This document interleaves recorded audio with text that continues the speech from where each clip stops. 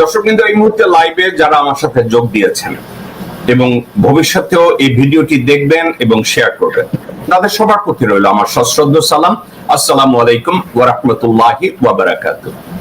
এবং অন্য ধর্মাবলম্বী ভাই ও বোনেরা, আপনাদের প্রতিও রইল আমার আন্তরিক ভালোবাসা এবং দেশপ্রেমের শুভেচ্ছা। হোপফুলি আপনারাও সবাই ভালো আছেন।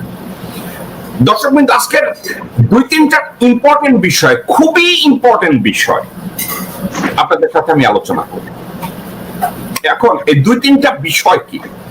নাম্বার ওয়ান, এটা বাংলাদেশের সবাই এখন জানে, সেনাপ্রধান মীর জাফর ডক্টর মোহাম্মদ ইউনূসের অথরিটিকে চ্যালেঞ্জ করেছে এবং জেনারেল মীর জাফর ডক্টর মোহাম্মদ ইউনূসের অথরিটিকে চ্যালেঞ্জ করার জন্যই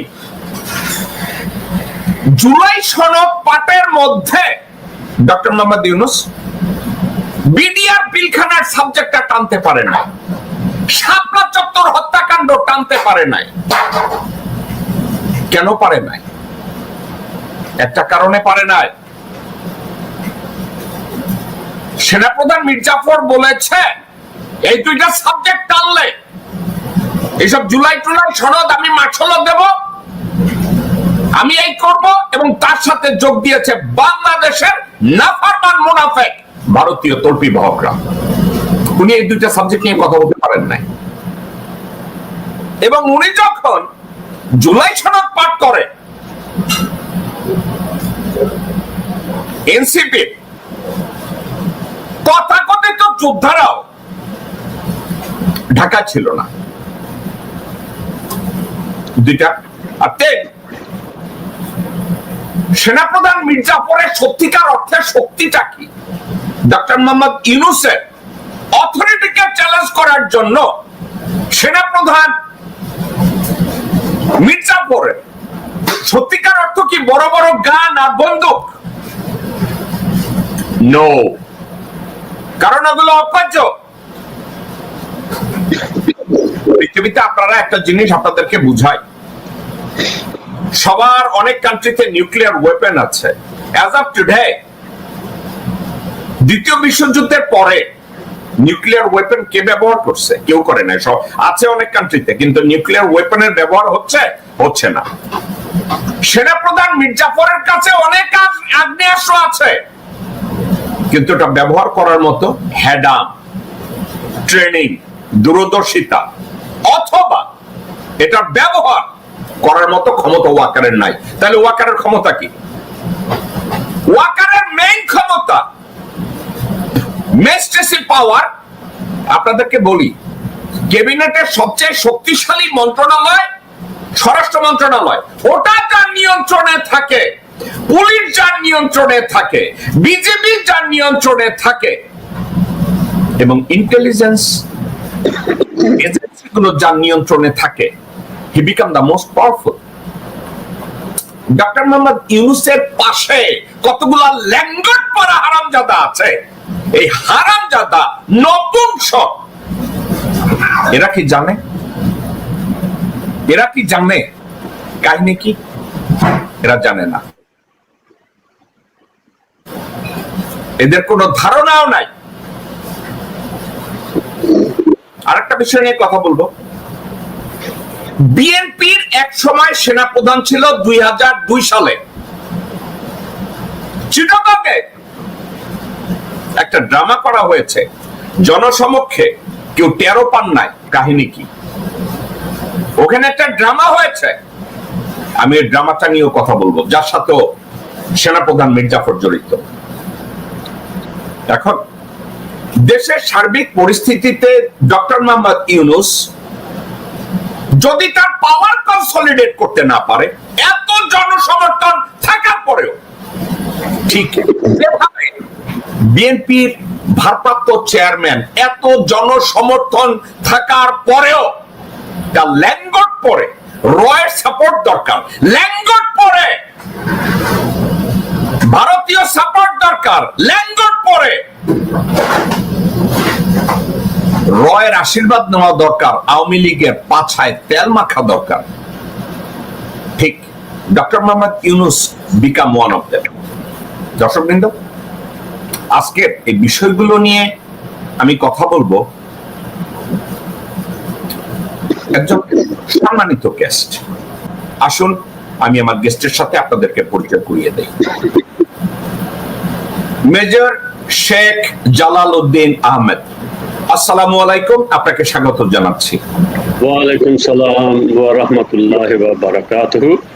আপনি যেইভাবে আমাকে উপস্থাপনা করলেন, আশা করি আমি সকলের আশা পূরণে আমার প্রতি যা এক্সপেকটেশন সেটা যাতে প্রদর্শন করতে পারি সেই কামনা করছি। ধন্যবাদ আপনাকে আমাকে ডাকার জন্য। মেজর জালাল, আপনার বিখ্যাত, আপনার ব্যাচে বিখ্যাত দুইজন মানুষ যাদের সাথে আপনি একত্রে ট্রেনিং করেছেন, একত্রে চাকরি করেছেন এবং তাদের সাথে সোশ্যালি আপনি এখনো সোশ্যালাইজ করেন, কিন্তু তাদের জীবন আপনার জীবন আপনার জীবন। তাদের একটা দৃষ্টিভঙ্গি আছে, আপনি একটা ডিফারেন্ট দৃষ্টিভঙ্গি পোষণ করেন অনেক বিষয়, কখনো একমত হন, কখনো তাদের সাথে একমত হন না। প্রথম এক ব্যক্তি যার সাথে আপনি ক্লোজ, আপনার ব্যাচমেট, সাবেক সেনাপ্রধান মইনিউ আহমেদ এবং বর্তমানের যে স্বরাষ্ট্রমন্ত্রী, স্বরাষ্ট্র উপদেষ্টা জন জাহাঙ্গীর, আপনি তাদের সাথে একত্রে কমিশন পাওয়া একজন অফিসার। আপনাকে আমি প্রথম অকওয়ার্ড পজিশনে ফেলে দেওয়ার জন্য না, ব্যক্তি জালাল আহমেদের একটা কমেন্টারি চাইবো। আপনি কি মনে করেন জেনারেল জাহাঙ্গীর ভালো কাজ করছে এবং ইন্ডিপেন্ডেন্টলি কোন প্রকার ইনফ্লুয়েন্স ছাড়া উনি স্বরাষ্ট্র উপদেষ্টার দায়িত্ব পালন করতে পারছে? আপনার মনে হয় কি উনি একজন সজ্জন মানুষ, একজন সৎ মানুষ? এই কথাটা আপনার কাছ থেকে আমি বহুবার শুনেছি। তারপরে যদি আপনি আপনার একটা রিভিউ দেন আপনার নিজের বন্ধুর উপরে। ওয়েল, এটা একটা বেশ ডিফিকাল্ট কোয়েশ্চেন। তবে আমি আমার ব্যক্তিগত মতামত যেটা বলবো সেটা হচ্ছে, প্রথম কথা যে লেফটেন্যান্ট জেনারেল জাহাঙ্গীর শুরু থেকেই অত্যন্ত ভালো একজন ক্যাডেট, একজন অফিসার, জুনিয়র অফিসার থেকে আস্তে আস্তে আপনি জানেন বিভিন্ন প্রতিকূলতা কম্পিটিশনের মাধ্যমে আস্তে আস্তে উপরে যেতে হয়। সে তার এই সমস্ত কম্পিটিশনে তার স্বাক্ষর রেখেই আস্তে আস্তে গেছেন এবং লেফটেন্যান্ট জেনারেল পদ পর্যন্ত যাওয়া, এবং এর মাঝখানে উনি বিডিআর এর চিফও ছিলেন। ভালো ভালো প্রাইজ পোস্টিং, কম্পিটিটিভ পোস্টিংয়ে উনি কাজকর্ম করেছেন আর্মিতে। তবে বর্তমান যে দায়িত্বে উনি আছেন, এই দায়িত্বটা একেবারে খুবই একটা ডিফিকাল্ট, একটা কঠিন একটা দায়িত্ব।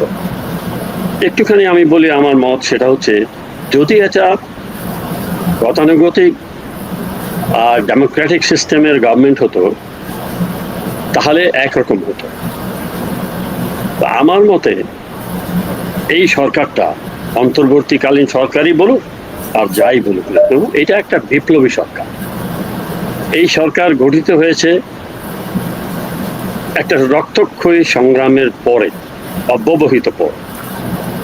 আমাদের জানা মতে উনি তখন ফ্রান্সে ছিলেন এবং উনি এখান থেকে শুনলেন যে ওনাকে এই সরকার প্রধান, ডক্টর ইউনুসকে সরকার প্রধান হয়ে আসতে হবে। এইভাবে সরকার গঠন হওয়ার পরে যেই স্পিরিটটা এই সরকারের মধ্যে থাকার কথা ছিল, শুরুতেই আমার মনে হয় সেই বিপ্লবী টাচ, বিপ্লবী ফ্লেভার এই সরকারের মধ্যে নাই শুরু থেকে। নাও স্বরাষ্ট্র মন্ত্রণালয় এবং আইন মন্ত্রণালয়, এই দুটোর উপরে এত বেশি চাপ এবং জনগণের এত উচ্চ আকাঙ্ক্ষা তাদের কাছ থেকে, সেইটা পূরণ করার জন্য দুটো ক্ষেত্রেই কিন্তু এই সরকারে সেই রকম বিপ্লবী ফ্লেভারের কোনো ব্যক্তি এখানে আমি দেখছি।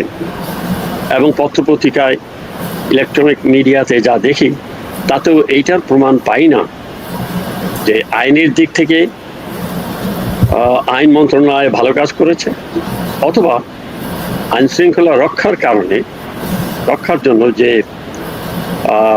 স্বরাষ্ট্র মন্ত্রণালয় যে এরকম আইন শৃঙ্খলা রক্ষার কাজে দক্ষতা দেখাবে, সেই রকম দক্ষতা আমি কোথাও দেখতে পাচ্ছি না।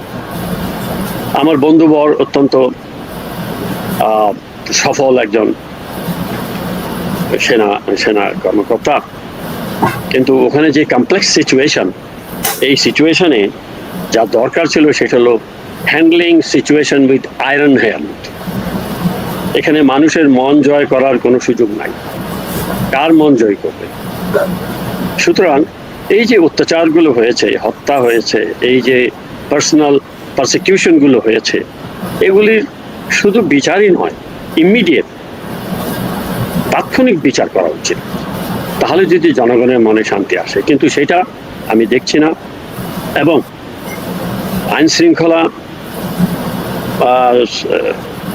যারা ভঙ্গ করছে, একটার পর একটা ঘটনা ঘটছে, এগুলো এক ধরনের মানুষ যারা পরাজিত শক্তি বলে জানে, তারা তাদের লোক দিয়ে, তাদের টাকা পয়সা দিয়ে এগুলো একটার পর একটা করে যাচ্ছে।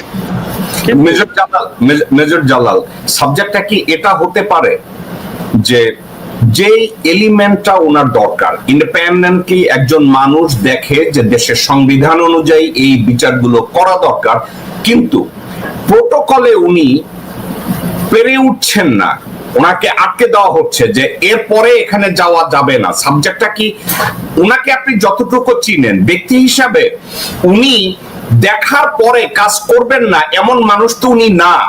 শুধু আপনি না, আমাকে আরো কয়েকজনে বলেছে যে মানুষ হিসাবে সে সৎ, কিন্তু তাকে যদি বলে দেওয়া হয় এটা তুমি ক্রস করবা না, আপনি মনে করেন কিনা ওটা ক্রস করার ক্ষমতা বা হ্যাডাম, উনি বলবে হেল উইথ মাই জব, তুমি আমারে করতে দিতেছ না, আমি এখান থেকে গেলাম। এখন এটাও করতে পারে। On the other hand, theory of Confucius, এখন উনি যদি রাগ হইয়া চলে যায় তাহলে দেশের জন্য তো করার আর ওনার কোনো সুযোগ নাই, এই বয়সে তো আর উনি রাজনীতি করবে না। আপনি আমার এই মন্তব্যটা কিভাবে ইভালুয়েট করবেন? না, আপনি সঠিক ধরেছেন। সেটা হচ্ছে যে আমি তো ওর ক্ষমতা গ্রহণের পরে ওর সাথে তো এইভাবে যোগাযোগ হয় না।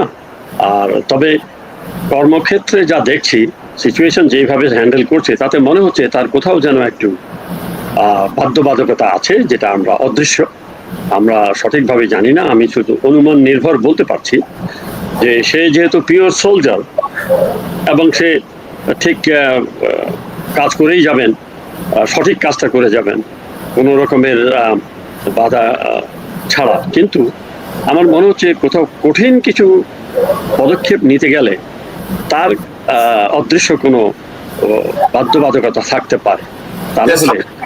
সাবজেক্টটা কি এটা হতে পারে যে একজন ব্রিগেড কমান্ডার তার G2 অথবা BM কে অ্যাসাইন করেছে কোনো একটা কাজে, কিন্তু তার ডিরেক্টিভ নিতে হয় কমান্ডার থেকে। সাবজেক্টটা কি উনি ওই চেইন অফ কমান্ড যেটা, উনি ওটার উপরেই দাঁড়ায় আছেন, আপনি বলতে চাচ্ছেন? মানে আপনি তো দেখি আর্মির একেবারে ভেতরের খবরও জানেন।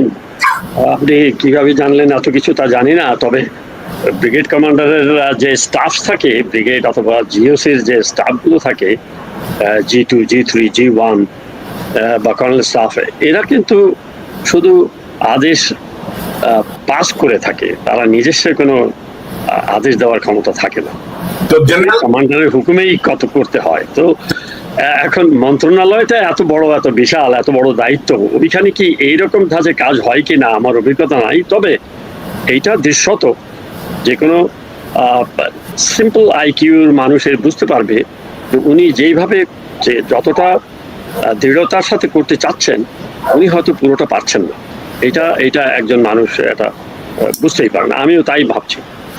মেজর জালাল, কেউ কেউ বলে যে আর্মিকে যেদিন থেকে ম্যাজিস্ট্রেসি পাওয়ার দেওয়া হয়েছে সেদিন থেকে জেনারেল জাহাঙ্গীর এবং পুলিশের আইজি এবং আইন মন্ত্রণালয়, they become more stiffed and isolated. আপনি আমার এই কমেন্টটাকে কিভাবে বিশ্লেষণ করবেন? এটাকে আমি বলবো মোস্ট লজিক্যাল। স্বাভাবিকভাবেই যাদের ম্যাজিস্ট্রেসি পাওয়ার আগে থেকে থাকার কথা, ম্যাজিস্ট্রেসি পাওয়ার অ্যাপ্লাই করে যারা দেশের শাসন পরিচালনা করবেন, তারা ছাড়া অন্য কেউ যদি এই ক্ষমতাটা নেয়, তাহলে অরিজিনালি এই ক্ষমতাটা যাদের, তাদের মধ্যে একটা নিরাশ ভাব, একটা হতাশ ভাব আসবে, এটাই স্বাভাবিক। এবং আমি মনে করি যেহেতু আপনি এইটা আপনি আনলেন ম্যাজিস্ট্রেসি পাওয়ার, আমার তো মনে হয় ম্যাজিস্ট্রেসি পাওয়ারটা সেনাবাহিনীকে দেওয়া হয় তখন যখন এটা অতীব জরুরি এবং ইমিডিয়েট এটার আইনের প্রয়োগ করতে হবে। আর এটা কিন্তু বিপ্লবী সরকারের সাথে সামঞ্জস্যপূর্ণ, এই অংশটা একটা বিপ্লবী ফ্লেভার আছে। কিন্তু কর্মক্ষেত্রে দেখা গেল, আমি তো বিভিন্ন নিউজে খবরে বা দেখি না যে ম্যাজিস্ট্রেসি পাওয়ার অ্যাপ্লাই করে প্রয়োগ করে ভালো কোনো রেজাল্ট কোথাও পেয়েছে। এবং এটা মনে হয় যেন দেওয়া হয়েছে, আশা ছিল খুব ভালো রেজাল্ট হবে, তা হয়নি। কি কারণে হয়নি আই ডো নট নো। এবং প্রথমে এটা সেনাবাহিনী কমিশন প্রাপ্ত অফিসারদের উপরে দেওয়া হয়েছিল সেনাবাহিনীর, পরবর্তীতে বোধহয় এয়ারফোর্স এবং নেভি তারাও বলেছে আমরাও তো সশস্ত্র বাহিনী, তো আমাদের কেন দেওয়া হবে না, পরে তাদেরও দেওয়া হয়েছে। অলদো তাদেরকে খুব একটা গ্রাউন্ডে দেখা যায় না প্রয়োগ করতে। বাট আমি সার্বিকভাবে বলবো ম্যাজিস্ট্রেসি পাওয়ারটা দেওয়ার যে উদ্দেশ্য, এটা সফল হতে আমি দেখি না। এটা পাওয়ারটা নিয়েই বসে আছে। মেজর জালাল, আপনি অত্যন্ত পড়ুয়া একজন মানুষ। আমি অ্যাটলিস্ট আপনাকে আমি যতদিন ধরে চিনি, আপনাকে আমি হজ বড়ল আমাদের বাংলাদেশি কালচারের কোনো মানুষ হিসাবে না, অত্যন্ত সচেতন এবং পড়ুয়া একজন মানুষ হিসাবে আপনাকে আমি জানি। পৃথিবীতে বিভিন্ন দেশে, স্পেশালি অনুন্নত দেশগুলো যেখানে মার্শাল ল দেওয়া হয়, একমাত্র ওই দেশগুলোতে মিলিটারিরা ম্যাজিস্ট্রেসি পাওয়ারটাকে অ্যাকোয়ার করে সংবিধানকে বাইপাস করে, সংবিধানটাকে for the time being suspend করে তারা ম্যাজিস্ট্রেসি পাওয়ারটা টেক ওভার করে। বাংলাদেশে আমি তো দেখি না সংবিধানটাকে বাইপাস করা হয়েছে। একদিকে বলে সংবিধান সংবিধানের জায়গায় থাকবে, এটা আমাদের কোরআন, আবার খুব ফানি ওয়েতে ভারতীয় তল্পিবাহক সেনাপ্রধান মীর জাফরকে শক্তিশালী করার জন্য এবং আওয়ামী লীগ, যুবলীগ, ছাত্রলীগ, কুত্তা লীগ, হারামজাদা লীগ এবং হাসিনা শেখ তাদের সার্ভাইভালের জন্য আর্মিকে ম্যাজিস্ট্রেসি পাওয়ার দেওয়া হইল। সাবজেক্ট একটু কন্ট্রাডিক্ট করলো না?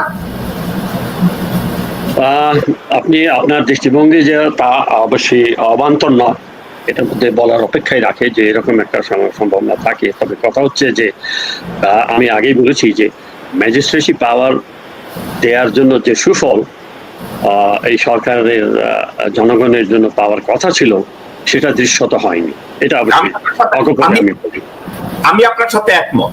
কিন্তু ধরেন আমি আর আপনি আলোচনা করলাম, আমি আর আপনি একটা বিতর্কে গেলাম এবং বিতর্কে গিয়ে আমরা বললাম যে ম্যাজিস্ট্রেসি পাওয়ারটা মিলিটারিকে তখনই দেওয়া হয় দেশে যখন মার্শাল ল হয় এবং যখন সংবিধানটাকে উইথহেল্ড করা হয় ফর দ্য টাইম বিং। এছাড়া আর্মিকে ম্যাজিস্ট্রেসি পাওয়ার দেওয়ার কোনো বিধান রাষ্ট্রবিজ্ঞানে অথবা আইনে পৃথিবীর কোন দেশে আজ অবধি দেওয়া হয় না। আমি আপনার একটা উদাহরণ দিয়ে বলি। একটা কান্ট্রি আছে আফ্রিকায়, ওটার নাম বার্কিনা ফাসো। বার্কিনা ফাসোতে ইব্রাহিম ট্রাওরে যখন মিলিটারিকে ম্যাজিস্ট্রেসি পাওয়ারের কথা বলল, আপনি কি জানেন উনি প্রথমে বলছে magistracy power army can take it, at the same time we have to withheld. এটা কি বলে, মানে সাময়িকভাবে যদি কনস্টিটিউশনকে বাইপাস করে, ইংরেজি শব্দটাকে এই মুহূর্তে আমার মাথায় আসতেছে না, সাময়িকভাবে সাসপেন্ড করে, দেন একমাত্র ইব্রাহিম ট্রাওরে বলছে আমরা ম্যাজিস্ট্রেসি পাওয়ার নেব। এবং এটা নিয়ে আলাপ আলোচনা করার জন্য আপনি শুনলে অবাক হবেন, উনি বিশ্ববিখ্যাত কয়েকজন আইনজ্ঞ including one of the former secretary general of United Nations, তার সাথে উনি কনসাল্ট করেছে যে আমি যা বলি, ইব্রাহিম ট্রাওরে বলছে আমি যেটা বলি এটা ঠিক কিনা। এবং ওনাকে অনেকে বলছে জি, কনস্টিটিউশন যদি বাইপাস না করে, ওটাকে যদি সাময়িকভাবে সাসপেন্ড না করে, ম্যাজিস্ট্রেসি পাওয়ার আর্মি নিতে পারে না, এটা অবৈধ, আন্তর্জাতিক আইনের পরিপন্থী। এখন বাংলাদেশে যদি একটা ইউনিক সিচুয়েশন হয়, আমি ধরলাম বাংলাদেশে একটা ইউনিক সিচুয়েশন, আমি আর আপনি যদি ধরে নেই একটা বিপ্লব হয়েছে, ওকে, পৃথিবীর কোন দেশে আপনি কি এমন কোন বিপ্লবের কথা শুনেছেন যে সংবিধান অনুযায়ী বিপ্লব হয়েছে এবং সেই পুরানো সংবিধান এখনো আছে, এমন কি কথা শুনেছেন? এখানে আমি বলবো এটা একটা আজব মিশ্রণ বাংলাদেশের, এই যে চেঞ্জ অফ গভর্নমেন্ট যেটা হলো এখানে। এখন আমি এই জন্য বলছিলাম যে বিপ্লবী সরকার বটে, কিন্তু বিপ্লবী ফ্লেভার নেই। আপনি যে ইব্রাহিম ট্রাওরের কথা বললেন, this young gentleman is such a personality, ওর সাথে আমাদের কারো তুলনা হবে না। সে এমন বোল্ড স্টেপস নিয়েছেন তার দেশের জন্য, সারা পশ্চিমা দেশ তার ভয়ে কাঁপছে। এই অবস্থা আমাদের কারোর মধ্যে ওই রকম দেশপ্রেমও নাই, ওরকম সাহসিকতাও নেই। হাউএভার ম্যাজিস্ট্রেসি পাওয়ারটা সাধারণত ওই সব ক্ষেত্রে দেওয়া হয় যখন সংবিধান সাসপেন্ডেড হয়, এবং এটা সাময়িক একটা পদক্ষেপ। কিন্তু আমাদের এখানে দেখেন, একবার বলা হচ্ছে যে সংবিধান সমুন্নত রাখতে হবে till the time Democratic government এসে একটা নতুন সংবিধান রচনা করে অথবা অ্যামেন্ড করে যাই করুক। আবার এদিকে বিপ্লবী সরকার, আবার ওইদিকে সংবিধানের কারণে রাষ্ট্রপতিকে কিছু পদে বহাল থাকতে হবে। তো এই যে একটা মিশ্রণ, এটাকে অনেকটা ইংরেজিতে বলে না, নাইদার এ কাউ নর এ বুল। সো আমাদের কিন্তু এটা এরকমই একটা অবস্থা হয়েছে। সেই জন্য এটা বিপ্লবী সরকারও নয়, গণতান্ত্রিক সরকারও নয়, এটা একটা খিচুড়ি সরকার, মিশ্রণ। আমি এটা বলতেই হবে আমাকে, কারণ আমি আমার নিজস্ব মতামত বলছি এই সমস্ত ইস্যুর আলোকে। আর কোনো দেশে কিন্তু সংবিধান রেখে সেনাবাহিনীকে ম্যাজিস্ট্রেসি পাওয়ার দেওয়ার নজির নেই। আপনি ঠিকই বলেছেন। বাংলাদেশ এই ক্ষেত্রে একটা নজির স্থাপন করলো, অন্যরা হয়তো ফলো করবে পরে। না, ফলো কেউ করবে না, কেউ করবে না। এবার আপনাকে আরো একটা কথা বলি।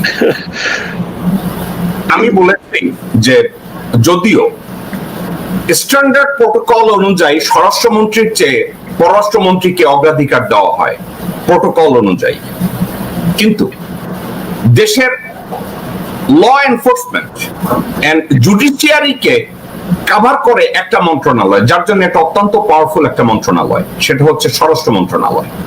এবং স্বরাষ্ট্র মন্ত্রণালয়কে যদি কেউ নিয়ন্ত্রণ করে, সে হয় মোস্ট পাওয়ারফুল পারসন। আমি যদি বলি ডক্টর মোহাম্মদ ইউনূসের সামনে ডক্টর আসিফ নজরুল এবং আওয়ামীপন্থী ভারতীয় দালালরা ম্যাজিস্ট্রেসি পাওয়ারটা ওয়াকারকে দিয়েছে ইন্টেনশনালি। উইদাউট ম্যাজিস্ট্রেসি পাওয়ার ওয়াকারের সামর্থ্য ছিল না ডক্টর মোহাম্মদ ইউনূসের সিদ্ধান্তকে চ্যালেঞ্জ করার, তার অথরিটিকে চ্যালেঞ্জ করার, বা কোন সাবজেক্টে ম্যানিপুলেট করার। এই ম্যাজিস্ট্রেসি পাওয়ারটা মিলিটারিকে দেওয়ার পরে Waker become real leader of Bangladesh, যা ইউনূসকে ওভাররুল করে। আমি আপনাকে একটা এক মিনিটের গল্প দিলে আপনি হেসে দিবেন। একটা মুভি ছিল, আল পাচিনোর একটা মুভি ছিল, মেয়র। আল পাচিনোর একটা মুভি ছিল, মেয়র। আল পাচিনো নিউ ইয়র্ক সিটির মেয়র, ঠিক আছে? তো এখন অ্যাটর্নি জেনারেল আর মেয়র কথার কাটাকাটি বলতেছে। তো অ্যাটর্নি জেনারেল বলতেছে, I would like to have judiciary to take action against your activities, Mayor. Mayor কি বলছে জানেন? Attorney General, you are the head of a force without arms and ammunition. I am the damn fucking mayor who control the police and intelligence. I am gonna tell police and intelligence not to support you, Attorney General. Get the fuck out. আপনি যদি মুভিটা দেখেন, আপনি enjoy করবেন, আপনি বলবেন কি বলেন। হ্যাঁ, আল পাচিনো জানেন এই ধরনের রোলগুলা তুখর ভাবে করে। এখন বাংলাদেশে ডক্টর ইউনূস বা আসিফ নজরুলেরা কি এই মুভি দেখছে কিনা জানি না, একটু লেখাপড়া জানে না যে ম্যাজিস্ট্রেসি পাওয়ার আসিফ নজরুল কন্ট্রোল করে আইন মন্ত্রণালয়। ডক্টর মোহাম্মদ ইউনূস কি এতটা naive not to understand that fucking Walker is going to have a magistracy power and fucking Dr. Asif Nazrul is going to be inside the pocket of General Walker, and there is 110% possibility he is going to challenge the authority of the interim government. আমি যে কথাটা বলছি আপনার কাছে কি কথাটা logical মনে হয় না কথাটা ইলজিক্যাল মনে হয়? আমার কাছে লজিক্যাল মনে হয়, সেই জন্য আমি একটা ছোট্ট উদাহরণ টানবো। প্লিজ। বাংলাদেশে তখন রাষ্ট্র ক্ষমতায় ছিলেন জেনারেল এরশাদ, প্রেসিডেন্ট জেনারেল এরশাদ। ওই সময় একজন সেক্রেটারি ছিলেন অত্যন্ত মেধাবী, অত্যন্ত রেসপেক্টফুল, অত্যন্ত অভিজ্ঞ। ওনার নাম ছিল কাজী জালালউদ্দিন আহমেদ। ওনার সাথে আমার ঘটনাক্রমে আমার খুব আন্তরিকতা ছিল। আমি ওনার বাসায় যেতাম, আসতাম। উনি অনেক কথাবার্তা বলতেন অভিজ্ঞতার আলোকে। উনি একদিন আমাকে বললেন, ছোট্ট এটা রেলিভেন্ট বলে আমি বলছি, যে আমি যখন সাউথ কোরিয়াতে গেলাম গভর্নমেন্ট ডেলিগেশনে, তো আমাকে ওনার জিজ্ঞেস করলেন প্রটোকলের এসে পরে যে which part are you looking? He says, I look after parliament, I look after defense and education. Then the South Korean counterpart তাকে বলতেছে, then who the hell is the president? এখন আপনার এটাকে আমি সাবস্ক্রাইব করছি, কন্ট্রিবিউট করছি যে কোন একটা রাষ্ট্রযন্ত্রে যদি ডিফেন্স, এডুকেশন, হোম মিনিস্ট্রি এই দুই তিনটা যদি আর পাওয়ারে থাকে directly or indirectly, there's no use of the president or prime minister or any other thing you call. So আপনি যেটা বললেন, আমি আমার প্র্যাকটিক্যাল উদাহরণটা দিলাম যে সেক্রেটারি কাজী জালাল আহমদের মতো মানুষ এইরকম মন্তব্য করেছেন। তো সুতরাং আর যে এতগুলো মন্ত্রণালয় আছে এগুলো কোনো মূল্যহীন, এগুলো কোনো মূল্য নেই। এই তিনটা যার হাতে, তার কাছে পাওয়ার, এটা মানুষ জানুক বা না জানুক, দিস ইজ দি ফ্যাক্ট। আপনি সঠিক বলেছেন। তবে একটু কথা বলি, আমি মনে করি যে এই সরকারের মধ্যে সরকার প্রধান যিনি অত্যন্ত শ্রদ্ধাশীল, অত্যন্ত কি বলবো যোগ্য, উনি পলিটিক্স করেন নাই, রাষ্ট্র চালান নাই, কিন্তু ওনার যা আন্তর্জাতিক স্বীকৃতি, ওনার যা কাজকর্ম, ওনার যা সততা, সেইটা তাকে অনেক উচ্চ পর্যায়ে নিয়ে গেছে। এবং আমরা অতীতে এরকম পার্সোনালিটি আমরা রাষ্ট্রীয় ক্ষমতায় পাই নাই, আগামীতে পাবো কিনা আমার সন্দেহ আছে। তৃতীয়ত, সেনাবাহিনী প্রধান সবসময় এই সমস্ত টার্ময়েলের সময়তে অত্যন্ত গুরুত্বপূর্ণ একটা পদ, যেখানে জেনারেল ওয়াকার আছেন। আমার কেন যেন মনে হয় এই দুইটা ব্যক্তিত্ব বা দুইটা পদমর্যাদা বা কার্যক্রমের মধ্যে কোন রকম বিভেদ না হোক, বা তারা ঐক্য একই লক্ষ্যে কাজ করুক, এই লক্ষ্যে আমাদের কিছু সাজেশন দেওয়া বা ভুল থেকে ধরে দেওয়া, তারপর এই লক্ষ্যে আমাদের কাজ করা উচিত। তাদের মধ্যে বিভাজনটা জাতির জন্য, দেশের জন্য মঙ্গলকর নয়। মেজর জালাল, আমাদের বিরুদ্ধে যারা কাজ করে, প্রতিবেশী দেশ বা যারা অন্যান্য যারা আছে, তারা কিন্তু এটাকে সুযোগ নেবে এবং এটাকে বাদিয়ে তারা ফায়দা হাসিল করতে পারে।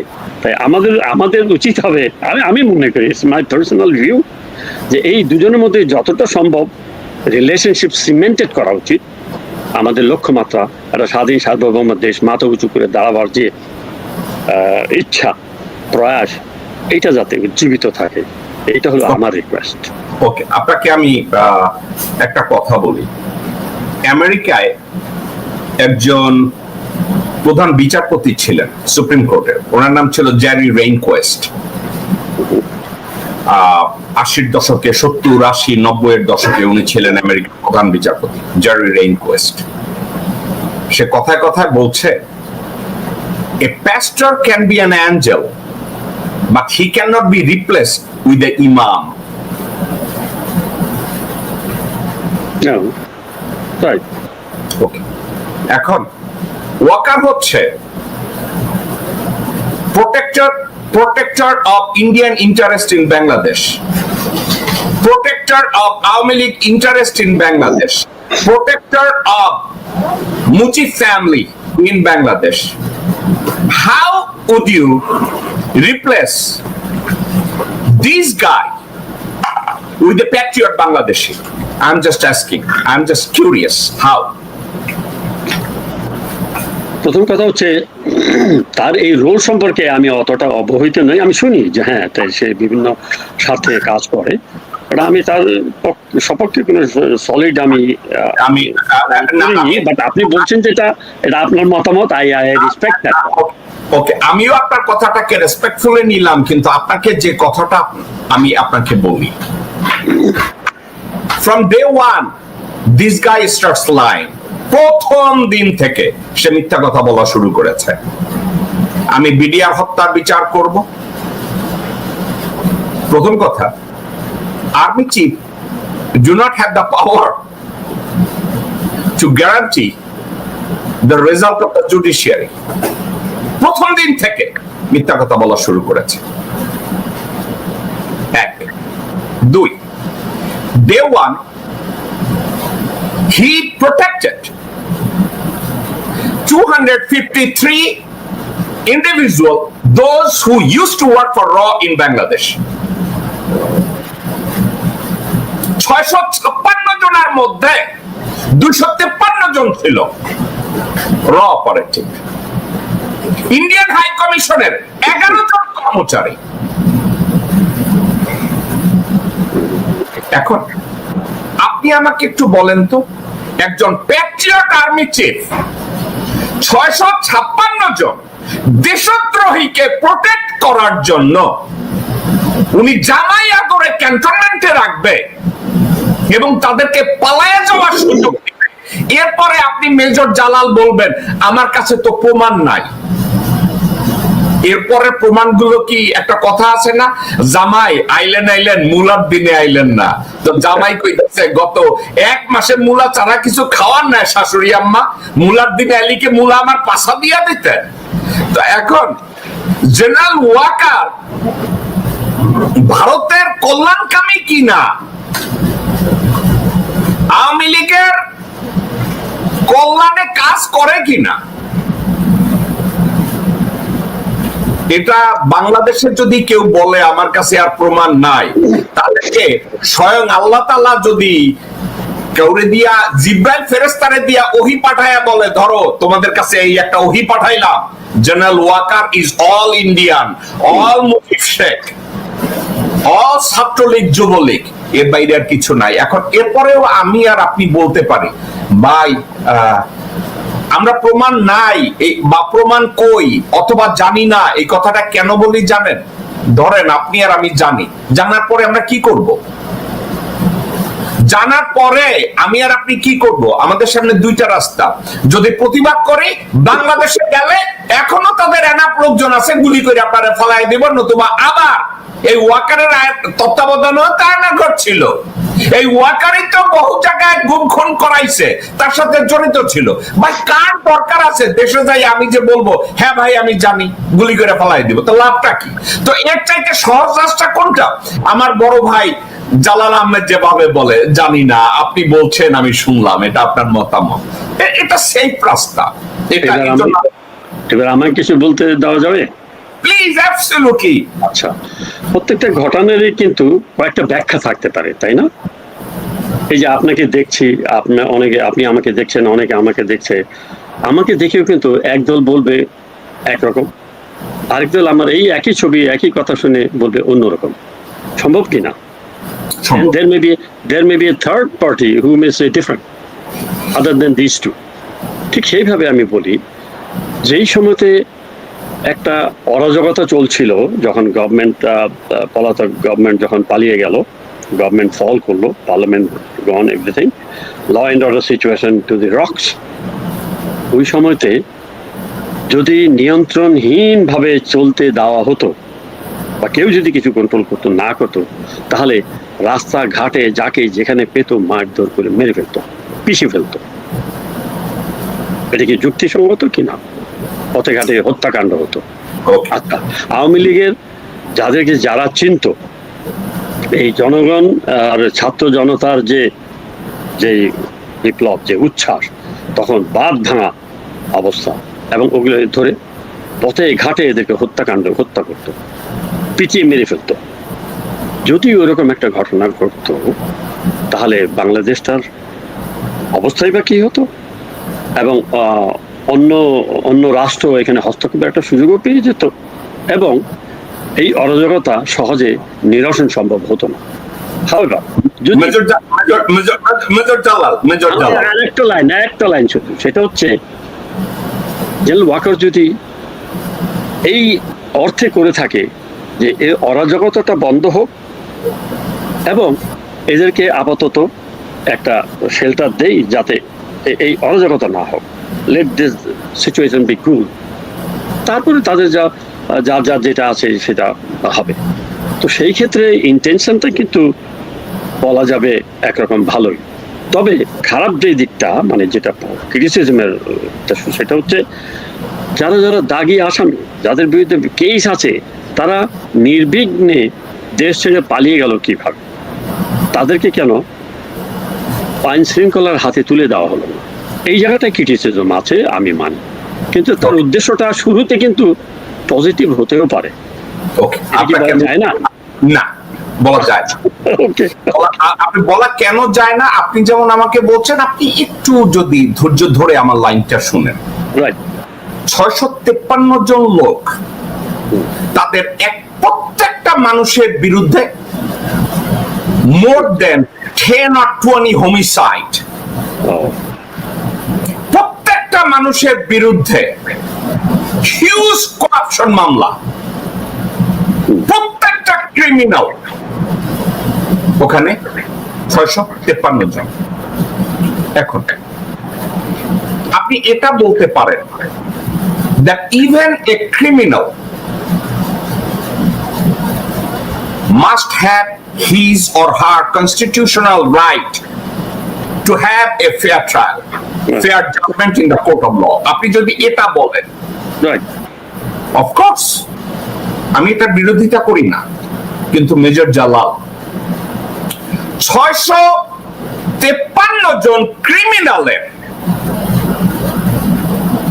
বিচার নিশ্চিত করার লক্ষ্যে তাদেরকে জামাই আদরে ক্যান্টনমেন্টে রাখতে হবে, এবং 11 মাসের মধ্যে তাদেরকে, 6 মাসের মধ্যে তাদেরকে দেশ থেকে পালাইয়া যাইতে সার্বিকভাবে সাহায্য করা হবে আর্মির ব্যারেট পরা লোকজনদেরকে দিয়ে, ইউনিফর্ম পরা লোকজনদেরকে দিয়ে।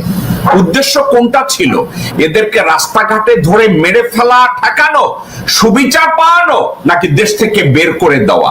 এর ভিতরে আপনি হাইপোথেটিক্যাল, শুধু আপনি না মেজর জালাল, এই মির্জাফর, সেনাপ্রধান মির্জাফর নিজে এবং তার আশেপাশে লেংটি পরা 24 থেকে 25 জন জেনারেল, এই নেরি কুত্তাগুলো সেম ন্যারেটিভ সেল করার চেষ্টা করেছে, এই বলে ও দেশে এতগুলা লোককে যদি মেরে ফেলতো। মেজর জালাল, 653 জনকে তুমি যদি বিচার সুনিশ্চিত করতে চাও, ওকে, প্রথম কথা তাদেরকে ক্যান্টনমেন্টে কেন রাখতে হবে? নাজিমউদ্দিন রোডের পুরানা জেলটা তো তৈরি ছিল, তুমি এই 626 জনকে রেখে তুমি ওখানে আর্মির একটা ইউনিটের 2টা প্লাটুন বলতা তোমরা এখানে প্রোটেক্ট করো, কোনো অসুবিধা নাই, তাদের গায়ে যেন কেউ হাত না তুলে। এটা কি ডুয়েবল ছিল না ডুয়েবল ছিল না? না, হ্যাঁ, এখন তো বোঝা যায় যে এরকমও করা যেতে পারতো, তাহলে নিরপেক্ষতা বজায় থাকতো। আচ্ছা, 1 2 উনি কি করেছে? ড্রামা। আপনি কি জানেন আইনমন্ত্রী আনিসুল হক এবং সালমান রহমানও ওই 653 জনের মধ্যে ছিল? তাদেরকে দাড়ি কামাইয়া কেন বুড়িগঙ্গার ওখান থেকে খাওয়া পারানোর এই ড্রামাটা? আপনি কি জানেন ইনার সার্কেল থেকে খবর আসছে, ওয়াকার বলছে এইভাবে করো? কেন? কারণ তারা হাসিনার সাথে শেষ দিকে মোটেও কোঅপারেট করে নাই, এই জন্য ওয়াকার তাদের উপরে না করছিল। হাসিনা তাদের ওয়াকারের বইলা দিছে, এই $2 দিয়া দাও। এখন এই ন্যারেটিভটা কোন জায়গায় কাজে আসবে না মেজর জালাল, যে সে রাস্তাঘাটে ধইরা মারবে, এই জন্য 653 জনরে সে আটকায় রাখছে। মেজর জালাল, নিরপরাধ কতগুলো লোক, তাদের কাউকে রক্ষা করার জন্য এমন হইছে যে হাসিনা ক্ষমতায় বসা, হাসিনা কতগুলা নিরপরাধ মানুষে মাইরে ফলাইতেছে এবং ওয়াকার বলছে বাইরে থাকলে এরা মইরা যাবে, আমি ক্যান্টনমেন্টে এসে তাদেরকে প্রোটেক্ট করছি। ওয়াকার কি এটা কখনো করছে?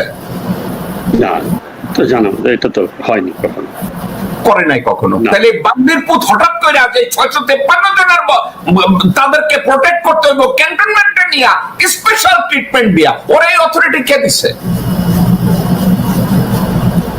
প্রশ্ন সাপেক্ষ। ওকে, দেয় নাই, ইউ আর রিয়েলি দেয় নাই। এখন এই লোকটার হাতে ম্যাজিস্ট্রেসি পাওয়ার, ডক্টর মোহাম্মদ ইউনূস দেশে গেলেন, দেশে দেখলেন। আমাকে একটা কথা বলেন, পৃথিবীতে আপনি এমন কোন সরকার প্রধান পাইছেন যাইয়া বলছে তারে ঢোকার সাথে সাথে যে বলছে এ হবে আপনার মিলিটারি অ্যাসিস্ট্যান্ট, এ হবে আপনার প্রতিরক্ষা সচিব বা উপদেষ্টা, এবং ডক্টর ইউনূস একটা বারের জন্য বলে নাই যে আমি চিনি না কাদেরকে আপনারা এই আমার পার্সোনাল স্টাফ হিসাবে দিলেন, আমি তাদেরকে পার্সোনাল ইন্টারভিউ ছাড়া তাদেরকে আমি আমার চারপাশে বসাবো না, কারণ আই ডোন্ট নো দেম। আপনার কি মনে হয় না ডক্টর ইউনূসের এটা বলার মতো ধ্যান ধারণা জ্ঞান ছিল? হ্যাঁ, কোথায় যেন একটা আটকানো আছে, কারণ উনি তো কাউকে আসলে চেনেন না এই করেন, কিন্তু এই যে সিলেকশনটা হলো, এই সিলেকশনটা মূল ভূমিকা কে পালন করেছে ওই তথ্য আপনার নিশ্চয়ই জানা আছে। হ্যাঁ, আমি জানি। এখন কথাটা হচ্ছে, আমার এগেইন আবার মূল প্রসঙ্গে আসি, ম্যাজিস্ট্রেসির পাওয়ারটা যেই মুহূর্তে ডে ওয়ান ওয়াকারের প্ল্যান, দেশের আইন শৃঙ্খলা পরিস্থিতি আমার নিয়ন্ত্রণে থাকবে, পুলিশ আমার নিয়ন্ত্রণে থাকবে, বিচার বিভাগ আমার নিয়ন্ত্রণে থাকবে, বিজিবি আমার নিয়ন্ত্রণে থাকবে, এবং ইন্টেলিজেন্স আমার নিয়ন্ত্রণে থাকবে, এর কোনোটাই ইউনূসের কাছে যাবে না। তাহলে ইউনূস ওই যমুনায় বৈশা কি বাল ছিড়বে না কারো বালে গাপ মানে একটু পালিশ করবে? আপনি যেটা বলছেন জালালউদ্দিন আহমেদ কোন কোরিয়ান ব্যাটারে কইছে, তাহলে বলছো তোমার প্রেসিডেন্ট তাহলে কি করে?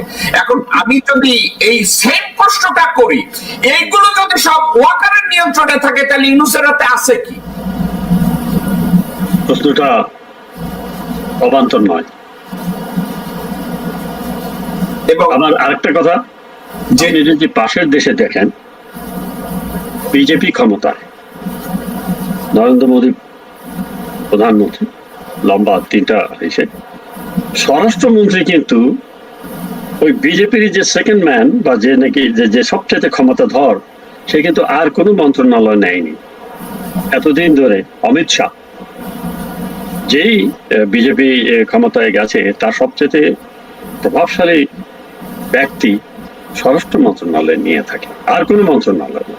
তো এটা একটা প্রমাণ করে যে এই মন্ত্রণালয়টা কত গুরুত্বপূর্ণ, এত বড় দেশেও এইরকম একটা গুরুদায়িত্ব এইরকম লোকের কাছে থাকে। আমার দোস্ত যিনি ওখানে দায়িত্ব পালন করছেন, আমি তার সহজ সরলতা এবং সততায় কোনো নাই, তবে বিপ্লবী ফ্লেভার তার মধ্যে আসছে না, গরম হচ্ছে না সে, দ্রুত বিচার বা অ্যাক্টিভ মানে ডাইনামিজম, যে ডাইনামিক্স যে পোস্টার দরকার, সেটা এখনো আমি পাইনি। আমি আশা করি শীঘ্রই সে একটু নড়ে চড়ে বসে একটু শক্ত হওয়ার চেষ্টা করবে। আপনি একটা কথা বলছেন যে আমাদের কিছু ক্রিটিসিজমের বাইরে কিছু সাজেশনও দেওয়া উচিত। আচ্ছা, আমি মনে করি তাই, শুধু করলে হবে না। আমি যদি বলি, ডক্টর মোহাম্মদ ইউনূস, আপনার যোগ্যতা নিয়ে কোনো প্রশ্ন করছি না, কিন্তু আপনার ম্যানেজমেন্ট স্কিলকে আমি স্কোয়ারলি কোশ্চেন করি যে একটা রাষ্ট্র ব্যবস্থাপনায় আপনি কিছুই জানেন না, আপনি স্বীকারও করেছেন, এক্ষেত্রে আপনাকে দোষ দেই না। এই মুহূর্তে আপনার ক্রিটিসিজম না, আমি যদি আপনাকে বলি ডক্টর মোহাম্মদ ইউনূস, আপনার উচিত ইদার আপনি কনস্টিটিউশন রাখবেন, নতুবা আপনি ম্যাজিস্ট্রেসি পাওয়ার আর্মি থেকে উইথড্র করবেন, এবং আপনার প্রত্যেকটা ইন্টেলিজেন্স রিপোর্ট ওয়াকারের কাছে না, ডক্টর খলিলের কাছে রিপোর্ট করবে, এবং আপনার আশেপাশে জেনারেল ওয়াকার এবং ডক্টর আসিফ নজরুল যত লোকজনদেরকে বসাইছে অন দা স্পট তাদেরকে আপনি ফায়ার করে দিবেন। ম্যাজিস্ট্রেসি পাওয়ার আর্মির হাতে যাবে না, কারণ আর্মির হাতে ম্যাজিস্ট্রেসি পাওয়ার দেওয়ার পরে পুলিশ তার দায়িত্ব পালনে ব্যর্থ হচ্ছে, স্বরাষ্ট্র উপদেষ্টা দায়িত্ব পালন করতে পারছে না। এবং আরেকটা কথা, ডক্টর মোহাম্মদ ইউনূস ম্যাজিস্ট্রেসি পাওয়ার আর্মির থেকে উঠায় নিয়ে স্বরাষ্ট্র মন্ত্রণালয়কে সরাসরি প্রতিরক্ষা মন্ত্রণালয়ের আওতায় দিয়ে ডক্টর মোহাম্মদ ইউনূস যদি ম্যানেজ করতে না পারে, তাইলে ওখানে সে এবং ডক্টর খলিল দুইজনে মিলে স্বরাষ্ট্র মন্ত্রণালয় প্রতিরক্ষা মন্ত্রণালয়ের আওতায় নিয়ে ওনারা নিয়ন্ত্রণ করতে পারে। তাইলে ভারসাম্যটা ডক্টর মোহাম্মদ ইউনূস এবং ডক্টর খলিলের আওতায় আসবে। জেনারেল ওয়াকার ক্ষেত্রে তার আর গুটি চালার আর কোনো অপশন থাকবে না। আপনি আমার এই কথাটাকে মূল্যায়ন করেন, এটার অপোজ করেন, বা এটার উপরে আপনি মন্তব্য করেন। মেজর জালাল, সাজেশনটা তো ঠিক আছে, এটা ওয়ার্কেবল, বাট পয়েন্ট হচ্ছে কি, একটা দায়িত্ব দেওয়া হলো সে ম্যাজিস্ট্রেসি পাওয়ার একটা উদ্দেশ্য নিয়ে, আবার এটা যদি হুট করে নিয়ে নেওয়া হয় ওটার একটা রিয়াকশন আছে। ভালো জায়গায় বসায় নাই।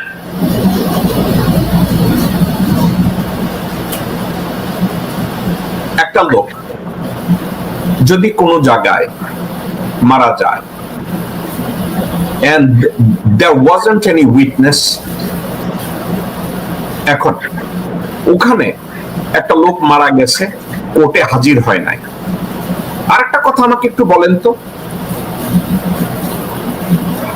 জেনারেল হারুন পিরাউলিয়া গাউস কুতুব ছিল, উনি জানতেন উনি মারা যাবেন, এই জন্য কর্নেল বাহারের মতো খানকির ছেলেকে বলে গেছে আমি মরার লগে লগে আমার মাটি দিয়ে জন্য পোস্টমর্টেমে আবার ধরে না পড়ে, আমার একটু যেন রাষ্ট্রীয় কোনো সম্মাননা দেওয়া না হয়, তাড়াতাড়ি আমার মাটি দিয়ে দাও, সাবা মাটি দিয়ে দাও। এর অর্থ কি, জেনারেল হারুন আসলে একজন পিরাউলিয়া গাউস কুতুব, উনি জানতেন উনি কবে মারা যাবেন, এই জন্য বইলা গেছে। মানে বাংলাদেশের লোকজনরা, তা আমরা কি এখনো এতটা চুতিয়া জালাল ভাই, আমরা কি এতটাই নাইভ যে আমরা এটা বিশ্বাস করি? গত এক বছরে এই বাহার কয়েক ডজন টাইম জেনারেল ওয়াকারের সাথে দেখা করছে, কয়েক ডজন টাইম ভারতীয় হাইকমিশনের সাথে দেখা করছে, প্রণয় ভার্মার সাথে দেখা করছে। আর এখন এতদিন কিছু খুঁজে পায় নাই, এই মাদার চোদ হঠাৎ করে উঠে বলে মাটি মরা গেছে, তাড়াতাড়ি মাটি দিয়ে দাও। এর অর্থ কি বুঝেন? আল্লামা দেলোয়ার হোসেন সাইদি ওনার ডেড বডিকে পোস্টমর্টেম করতে দেয় নাই। এর অর্থ কি জানেন? তার অযোগ্য সন্তানেরা তার বাপের সঠিক মৃত্যু রহস্যটা পৃথিবীকে জানতে দেয় নাই।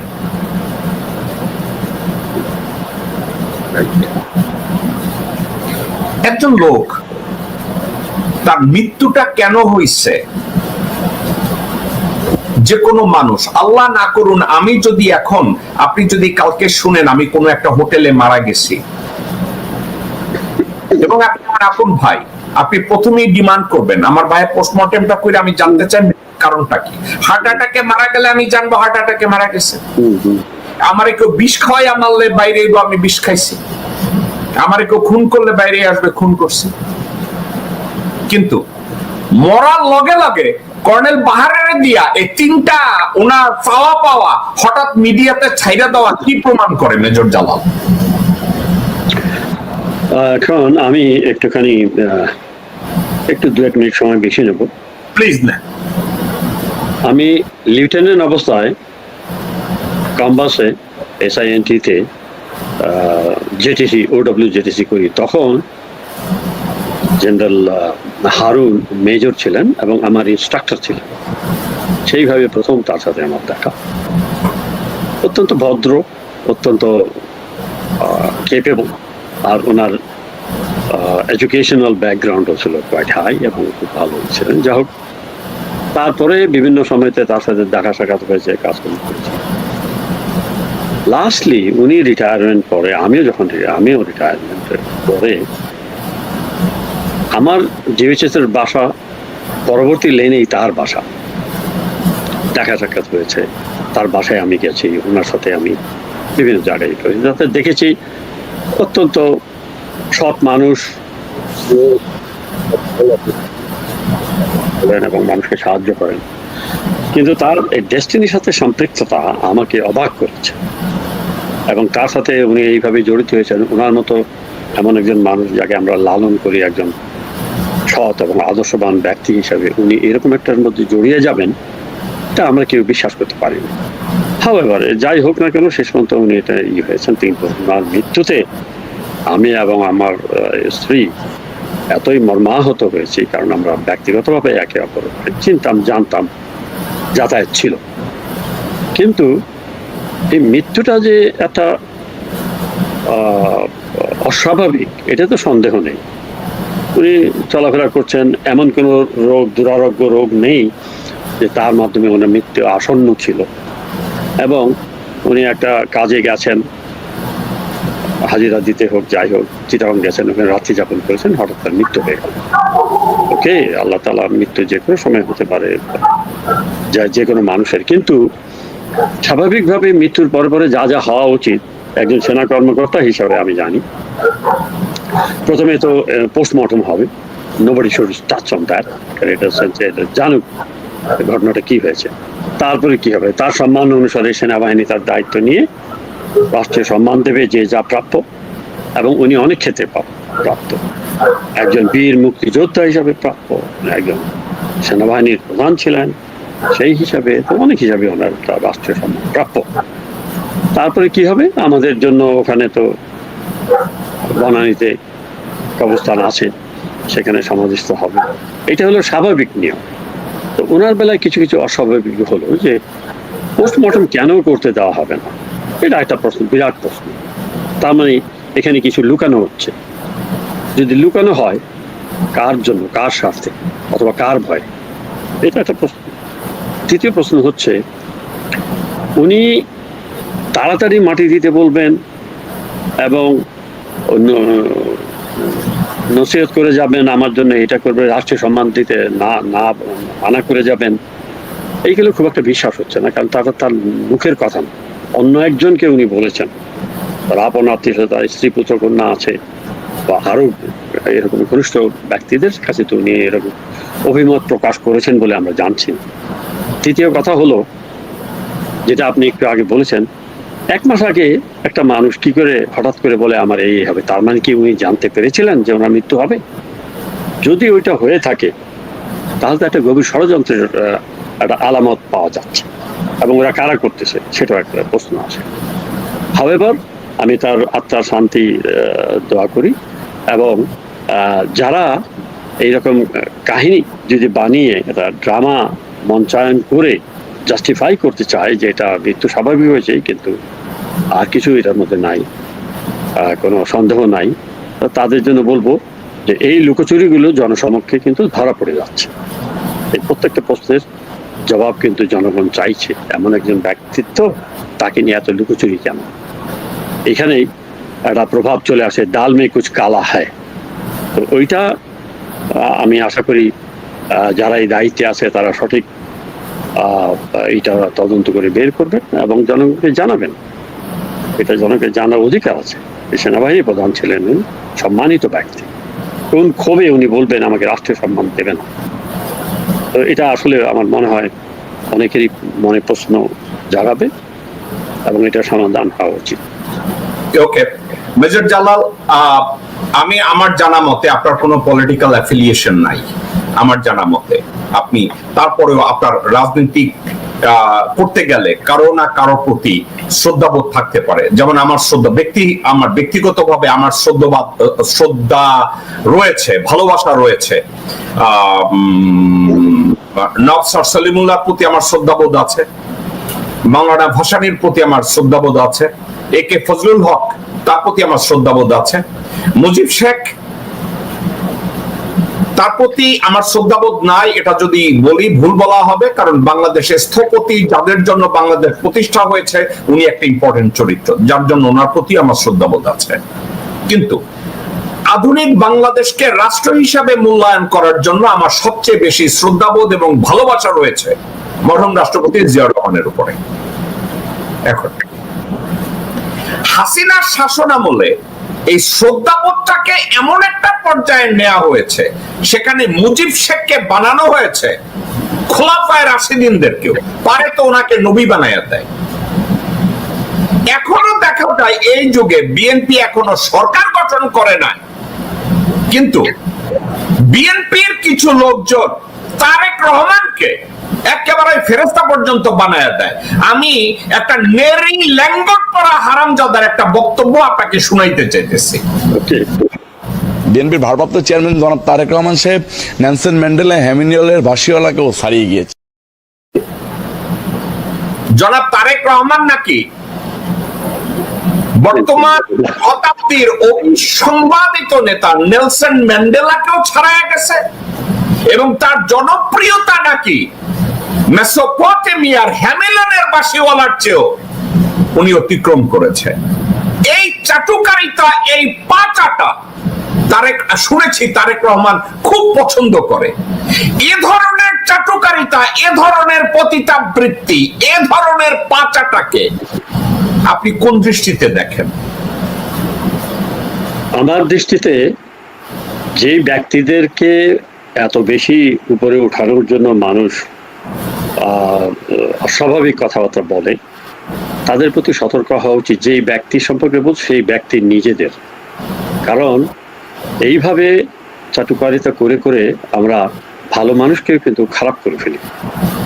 আর যিনি এটা শুনতে বেশি পছন্দ করেন, পতিত সরকারের প্রধান এই চাটুকার দ্বারা বেষ্টিত ছিল বলে প্রকৃত খবর তার কাছে পৌঁছত না। এখান থেকে যদি ইতিহাস থেকে আমরা আমরা শিক্ষা গ্রহণ না করি, তাহলে আমাদের যারা শিক্ষা গ্রহণ করবে না তাদেরও কিন্তু একই পরিণত হবে। আমি আপনাকে লজিক্যালি একটা কথা যদি জিজ্ঞাসা করি, এই ল্যাঙ্গট পরা নয়ন নামের এক হারামজাদা যে বলেছে তারেক রহমান নেলসন ম্যান্ডেলারও বড় হয়ে গেছে, তার চাইতেও বেশি বড় নেতা হয়েছে, এ কিন্তু আওয়ামী লীগের পাচাটা হারামজাদা, একেবারে স্ট্রেট পাচাটা হারামজাদা ছিল। শাহবাগে গিয়া জয় বাংলা স্লোগান দিয়া গলা ফাটাইছে, এখন তারেক রহমানের করতেছে। এদের কোনো চরিত্র না, এরা রাস্তার 2 টাকা টোকায়। কিন্তু ব্যক্তি হিসাবে আপনাকে যদি এই টোকাইয়ের কথাটাকে আমি যদি আপনার কাছে দেই, আপনার বা আমার কথা বাদ দেন, আমারটা আমি বলবো, আপনার জীবনে কোনোদিন এই দুঃসাহস দ্বারায় সচেতন ভাবে যে আমরা তারেক রহমানের নেলসন ম্যান্ডেলার সাথে তুলনা করব? আসলে যে সমস্ত মানুষের কিছুটা জ্ঞানবোধ আছে এবং পড়াশোনা আছে, তারা তো জানবে হোয়াট ইজ নেলসন ম্যান্ডেলা, তো জানবে তো, কিন্তু ওই লোক তো জানেও না, ও তো পড়াশোনা করে, নাম শুনেছে হয়তো, এবং এর চাইতে বড় কারো নাম সে শোনে নাই যে তার সাথে তুলনা করবে। কারণ তার এই ক্ষমতায় আসলে, তারেক জিয়া ক্ষমতায় আসলে তার আশেপাশে থাকতে হবে, দ্যাটস ইজ এইম। তো এই ম্যাচিভ করার জন্য সে এই সমস্ত কাজ করে বেড়াচ্ছে। হাওয়ার এগুলো অবান্তর কথা। আমার মনে হয় না তারেক রহমান এটাতে সন্তুষ্ট হওয়া উচিত, কমপ্লিসেন্সি হওয়া উচিত, বরং তাকে বলা উচিত যে এই ধরনের তোষামোদি করো না, আমাকে ডুবিও না, আমারও দশা তাহলে হাসিনার মতো হবে। তার একটা স্ট্যান্ড নেওয়া উচিত। হয় আপনি অত্যন্ত ভদ্রলোক মানুষ, এত অমায়িক আর কোনো ব্যাখ্যা নাই যে আপনি এত অমায়িক। কারণ কি জানেন, আপনি আমাদের বাংলাদেশের একটা প্রচলন, এই শব্দটা আমার বোন অনেক সময় আমারে বলে আমি যেন শব্দটা উচ্চারণ না করি। আপনি বাংলাদেশি এক বেশ্যাকে দেখা বলেন এটা আনফরচুনেট যে আমাদের এই বাংলাদেশি মেয়েটা বেশ্যাবৃত্তি করে। ভাই, this is her identity, that's what she does. বেশ্যাবৃত্তি। এই গিয়াস আহমেদের মতো লোকজনরা, he talks like prostitute, he smile like prostitute, he act like prostitute, he act like $2 hubri, he is a social prostitute, he doesn't have any more identity. এটাকে আপনি unfortunate বললে আপনি normal একটা সিচুয়েশনকে, অন্য 10টা মানুষকে আপনি অসম্মান করেন। যেই লোক মোদিজি করা লোকজনের পাশে দাঁড়ায়া বলে আওয়ামী লীগ আর বিএনপির মধ্যে তফাৎ নাই, এটা দেখে আমার আনফরচুনেট শব্দটা মুখে আসে না। কি আসে জানেন? Oh shit. Okay, difference in expression তো, তবে এটা যে তাকে আরো ডুবাবে এটা কিন্তু উনি ইতিমধ্যেই বুঝে গেছেন, সুতরাং আপনার আর কিছু বলতে হবে না। He has killed himself. উনি নিজের কফিনে আরেকটা পেরেক মারলেন নিজের ক্যারিয়ার, পলিটিক্যাল ক্যারিয়ারে, সুতরাং এটা নিয়ে আর বেশি বলারই অবকাশ নেই। আমার শ্রদ্ধেয় বড় ভাই মেজর জালাল আহমেদ, আমি আর আপনি প্রায় 1 ঘন্টা 20 মিনিট কথা বলেছি। ইউজুয়ালি আমার শোটা 1 ঘন্টার আমি করার চিন্তা করেছিলাম, কিন্তু আপনার সাথে আলাপ আলোচনাগুলো আমি এনজয় করছিলাম একটা কারণে, বেশ কিছু ইম্পর্টেন্ট সাবজেক্টে আমরা আলাপ আলোচনা করেছি। এই মুহূর্তে আমি আপনাকে বলবো, আপনি যতটা সময় নেন কমফোর্টেবলি, আমি চাচ্ছি পুরো আলোচনাটাকে আপনি যদি সামারাইজ করেন এবং আপনি যদি কোনো অ্যাডভাইস করতে চান ডক্টর মোহাম্মদ ইউনূস বা আমাদের দেশবাসীর প্রতি, please do. This is your floor. আমরা আজকে কয়েকটা বিষয়ে আলোচনা করেছি। একটা হলো যে বর্তমান বাংলাদেশের সরকার, তার রূপরেখা, তার কর্মকাণ্ড, এটাকে কি কি সমস্যা আছে এটার মধ্যে, সেগুলো আইডেন্টিফাই করে একটা সলিউশন বের করা যে কি করা যায়। তার মধ্যে আপনি বেশ কিছু সাজেশনসও দিয়েছেন। এর মধ্যে আসছে magistracy power to the army. আমরা জানি যে এটা দেওয়া হয় একটা সাময়িকভাবে উত্তেজনা রোধ করার জন্য, আইন শৃঙ্খলা নিয়ন্ত্রণে আনার জন্য, কিন্তু এটার প্রয়োগ এবং এটার রেজাল্ট বিশ্লেষণ করলে দেখা যায় যে এটার প্রয়োগ ঠিক মতো এখন পর্যন্ত হয় নাই। যার প্রতিফলন জনগণ পেয়ে থাকবে সেটা হয়নি। অতএব এটা একটা পরিবর্তন দরকার, অর্থাৎ আর্মিকে এটা এই অবস্থায় দেওয়ার কোনো প্রয়োজন নেই। দ্বিতীয় কথা হলো, আপনি ডক্টর ইউনূস স্যারকে বেশ কিছু সাজেশন দিয়েছেন কিভাবে ডিফেন্স মন্ত্রণালয়ের মধ্যে, প্রতিরক্ষা মন্ত্রণালয়ের মধ্যে নিয়ে, তো এই সাজেশনটাও একটা কার্যকর হতে পারে।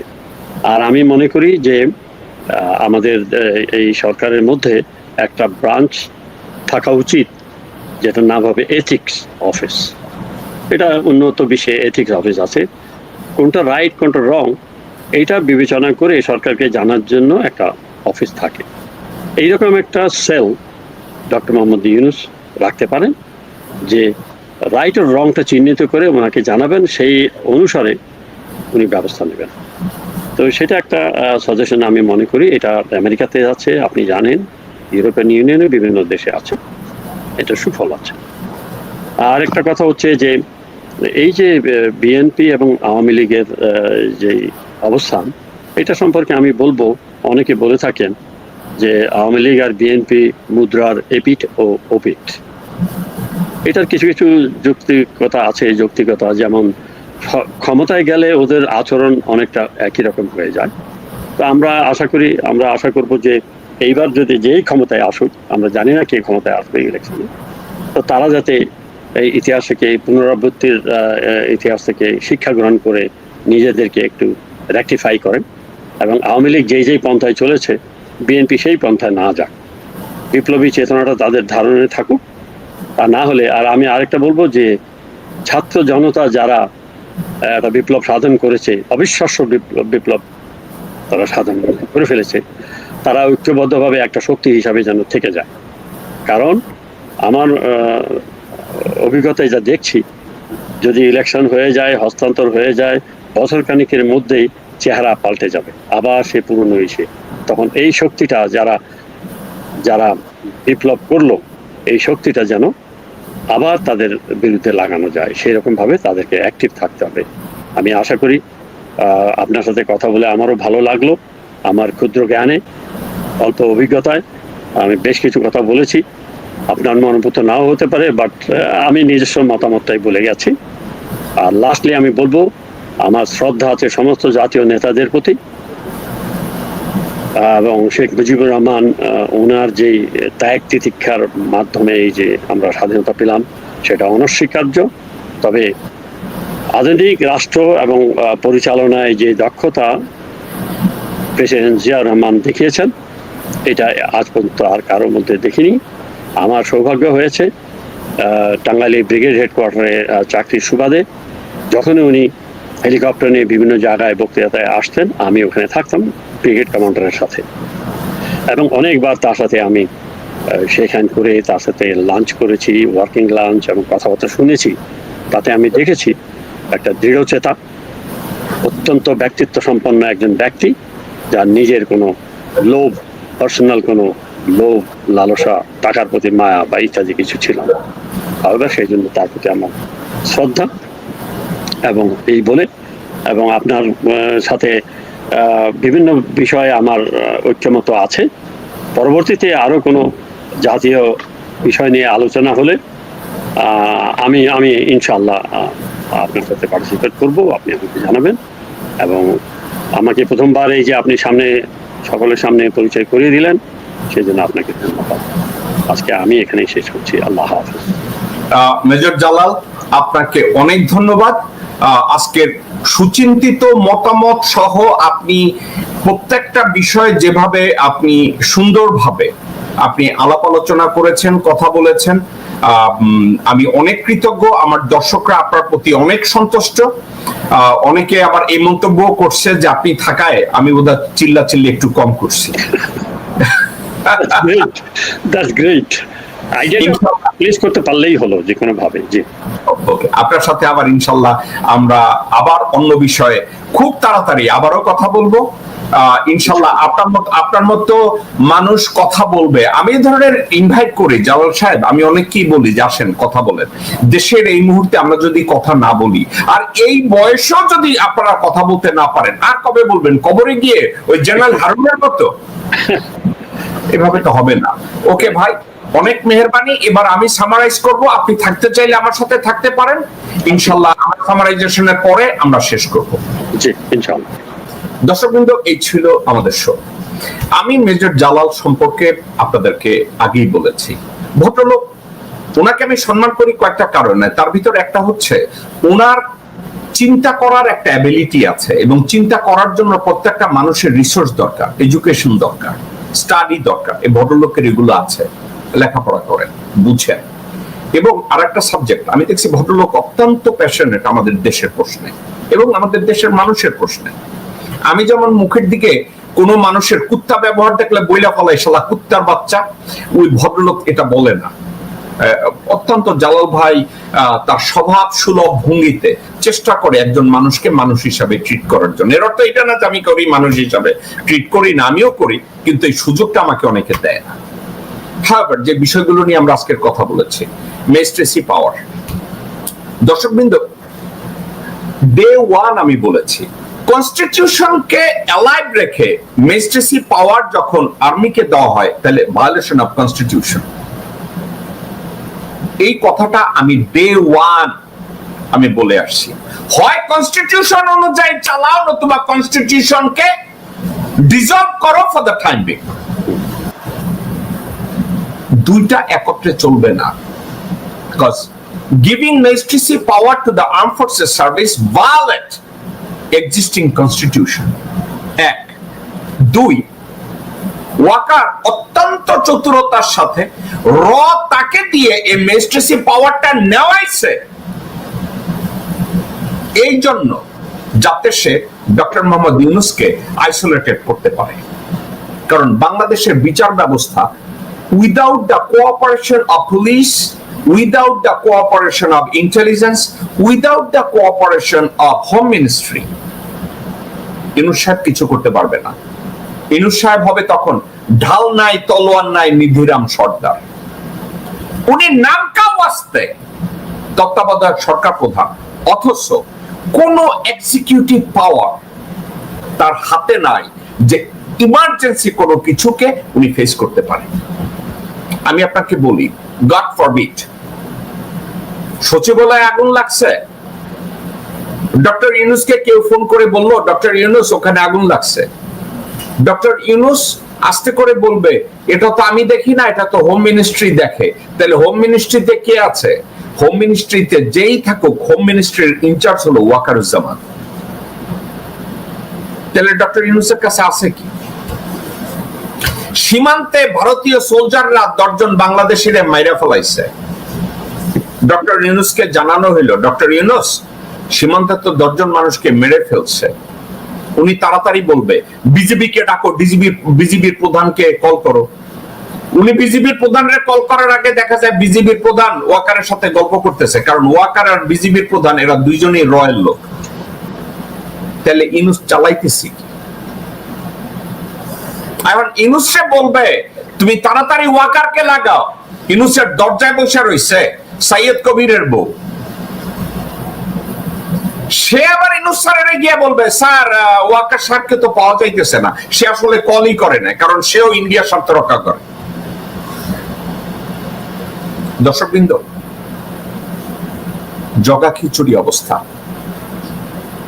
তারপরেও আশায় বুক বাঁধি। কি বুক বাঁধি জানেন? ডক্টর ইউনূসের চাইতে যোগ্য মানুষ আমাদের চোখের সামনে আর নাই কেউ। ডক্টর ইউনূস সাহেব চাইলে এখনো অনেক কিছু ফিক্স করতে পারে, আর উনি যদি আপনি দেখেন করছে না, উনি ভবিষ্যতে কি বলবেন জানেন? উনি একটা বই লিখবে, বইতে লিখবে আমি 100% অ্যাচিভ করতে পারি নাই, কিন্তু 75% করছি। কিন্তু 75%-এর জন্য লোকজন বিপ্লব করে নাই, বিপ্লব করছে বাকি 25%-এর জন্য। ওই 25%-এর মধ্যে আছে বিডিআর হত্যাকাণ্ডের বিচার, শাপলা চত্বরের বিচার, হাসিনার দুর্নীতি এবং অন্যান্য ভারতপন্থী যত কুত্তার বাচ্চা আছে এদের দুর্নীতির বিচার এবং অপকর্মের বিচার। যেভাবে নির্বাচনের তারিখ ঘোষণা করেছে, বিএনপি খুশি হয়েছে, বিএনপির অমুকে খুশি হয়েছে, অমুকে খুশি হয়েছে, আপনাদেরকে আমি বলে রাখি it will be the same. BNP নির্বাচনে জিতবে, জঘন্য হবে আওয়ামী লীগের চেয়েও। দেখেন, আমি যে কথা গত 17 বছর বলছি, আমাকে গালি দিয়েছে লোকজন, জেকব মিল্টন গোলালুদ জানে, রাজনীতি জানে না, এই করে সেই করে, কিন্তু ধীরে ধীরে দেখা গেছে আমি যা যা বলছি একটার পর একটা এটাই হচ্ছে এবং ওটাই হবে। মেজিস্ট্রেসি পাওয়ার ওয়াকারকে দেয়া, আর্মিকে দেয়া, এটা আর্মিকে মেজিস্ট্রেসি পাওয়ার দেওয়া হয় না, মেজিস্ট্রেসি পাওয়ারটা দেওয়া হয়েছে ওয়াকারকে। আপনারা শুনেন না ওয়াকার ভাষণে কইছে আমার মাত্র 30,000 সোলজার, সেনাপ্রধান মির্জাফরের মাত্র 30,000 সোলজার, অর্থাৎ সে বলতে চাচ্ছে 2,30,000 সেনাবাহিনী মেম্বার বাদ দিয়া তার কাছে নাকি মাত্র 30,000 সোলজার। এই শুয়ারের বাচ্চা কি আর্মি ডেমেনশিয়া? ওর তো ওপেন হার্ট হইছে। আপনারা সবাই ভালো থাকবেন, সুস্থ থাকবেন, আমার জন্য দোয়া করবেন। আসসালামু আলাইকুম ওয়া রাহমাতুল্লাহি ওয়া বারাকাতুহু।